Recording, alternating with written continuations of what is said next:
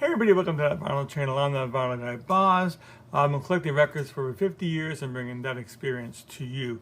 Now, Chris over at Rekkid Talk, I do follow his channel. He is celebrating 4 years in the VC. Congratulations to you, Chris. I just passed my 8-year anniversary, so keep chugging. And that's it. Chris has a great channel, and we both have a love for 7-inch records, so that's one thing we have in common.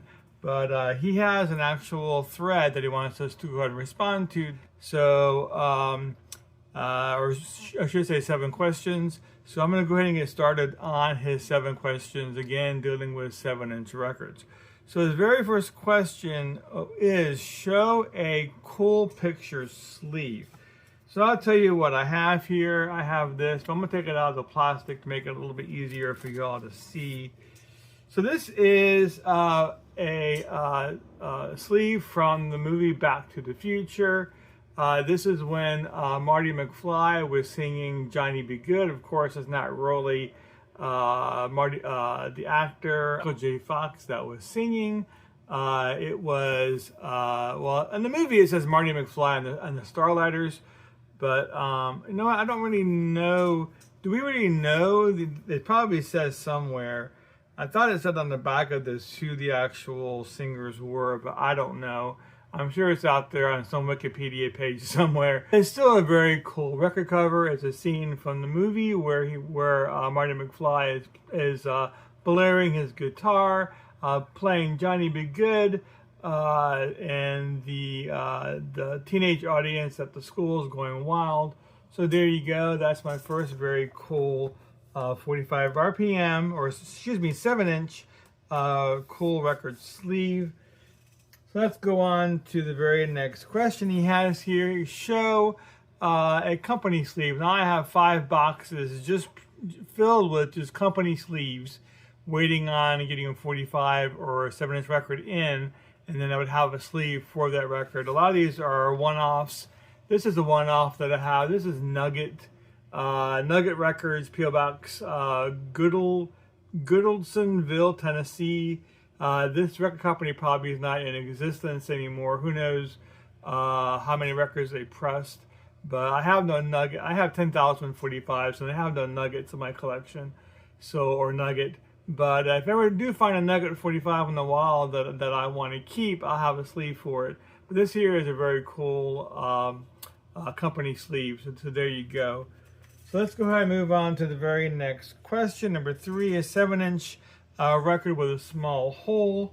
So in the heyday of making 45s in the US, they used a large hole. Overseas in Europe and Australia, they mainly use a small hole. Sometimes they would have this pop out, just in case. I don't know if you can see that pop out there. The pop out in the center. This is the Monster Mash, by the way, on London Records. Issued in the UK. It's very cool to find these. Now today, they're still pressing 7-inch records for Record Store Day and stuff like that. It's 50-50 on whether you're going to get one with a small hole or a large hole. But they're not really following it as closely as they used to.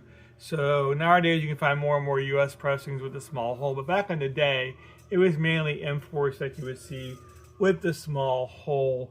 So let's keep on going here. Number 4, non-black colored 45. So I have this reissue here. Came out a few years back. The Archies Sugar Sugar limited edition reissue. One of my favorite Archie songs of all time. So of course I had to pick up this reissue of it. So here it is here. Also with a small hole, like I was saying earlier. This was pressed in the US and it has a small hole. But anyways, this here is what it looks like. This here is pink, hot pink. So there is your non-black colored 7-inch record for you there, Chris. So let us go ahead and keep going right along, shall we? So the next one here is, I'm going to turn this over. We have label with parallel lines, no fancy graphics. So I have this 45 here, or excuse me, 7-inch record. I refer to them as 45s, but this is pretty cool. This is on a Burdette label, and this is by a guy called Bernie Moore, and this is a jazzy pop record, and it's called 45 RPMs. If you want to hear this, and it's a great song, if you want to hear this record, I actually did a rip of it, and I put it on my channel. I will go ahead and put a card up above if you want to go ahead. Is it this side or that side? I don't know. But I put a card up above if you want to go ahead and check this out. It's a really great jazz record. This guy only put out a handful of 45s. There's not a lot about him online, so but he did a really great job on this song. I really like it a lot. So and the song is about how great 45 RPM records are. So pretty cool. Number 6, cool artwork on the label. So I have this one here, which is pretty cool. So this is also a pretty rare record. I've seen these go for about $100 online. Got mine about a decade ago. I got it for $20 a decade ago, so it was definitely cheaper a while ago. But anyways, it's a pretty cool looking label. Check that out. So this is before Billy Joel signed with CBS and with Columbia.